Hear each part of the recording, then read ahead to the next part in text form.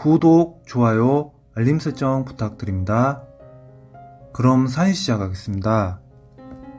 안녕하세요. 6년 연애 후 결혼한 지 1년 조금 넘어가는 새댁입니다.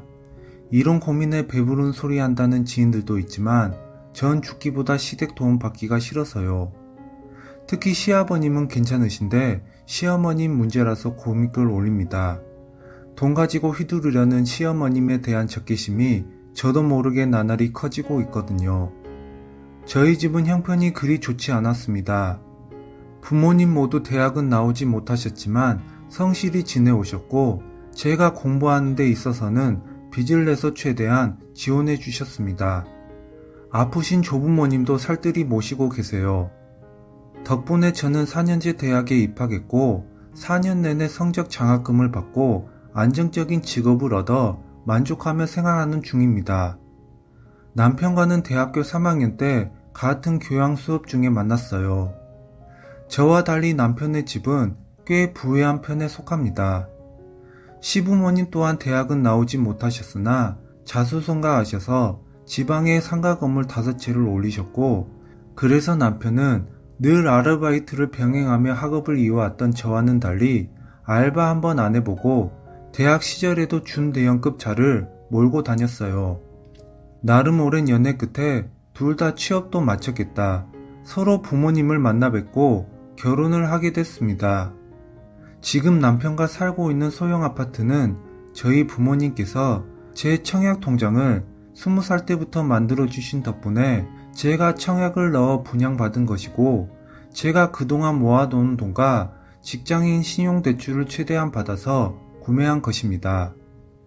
부모님께서 도와주시진 않았지만 지금도 열심히 아껴가며 갚아가고 있어요.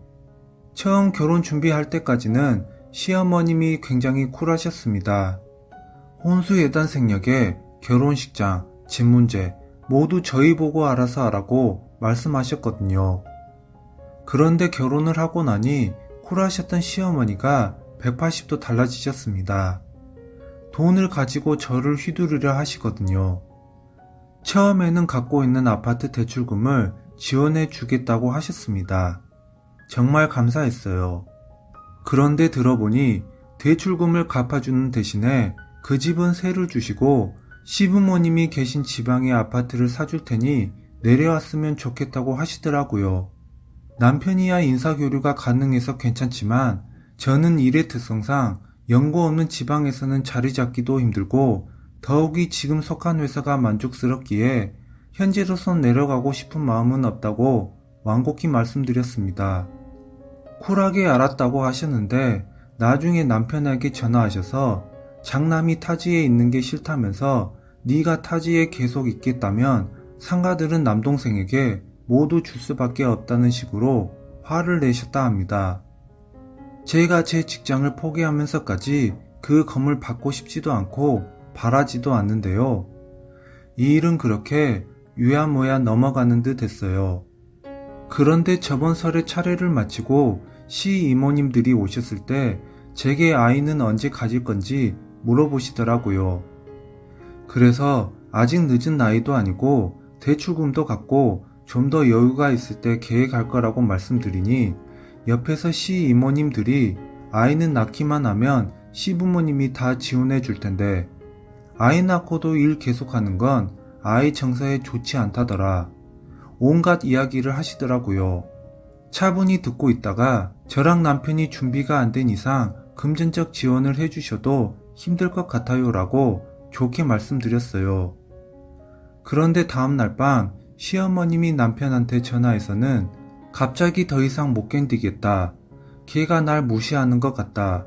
네가 더 잘해야 하는데 걔는 너도 무시하는 것 같더라. 말씀하시며 울분을 토하시더라고요. 남편이 제 옆에서 전화를 받은 건데 다 들렸고 그래서 남편도 굉장히 민망해했습니다. 그리고 저번 주에 남편은 최후 통첩을 받았습니다. 네가 지방 내려올 생각도 없고 지금 아이 낳을 생각도 없다면 상가들을 모두 남동생에게 맡길 테니 어서 결정하라고요. 저는 남편에게 그 상가들 없어도 잘 살 수 있고 어머님은 상가 주는 순간 우리를 더 휘두르지 못해 안달이실 것 같다며 포기하자고 말했지만 남편은 솔직히 동생에게 다 준다니까 화도 나고 신경 쓰인다면서 고민하더라고요. 일단 저는 몇백억을 준다 해도 연고도 없는 지방 내려갈 생각도 없고 더 자리 잡을 때까지 아이를 낳을 생각도 없습니다. 이 부분은 남편도 동감하는 부분입니다. 그래서 시어머님 말은 한 귀로 듣고 한 귀로 흘리면 될 줄 알았는데 친척 어른들이 합세해서 뭐라 하시고 시어머님이 남편을 흔들어 놓고 점점 더 저를 말 안 듣는 나쁜 며느리로 만드시니 어떻게 해야 할지 모르겠어요. 그리고 생각을 곱씹을수록 저를 시어머님이 돈으로 휘두르려는 것 같아서 화가 쌓입니다. 어떻게 대처해야 평온해질까요?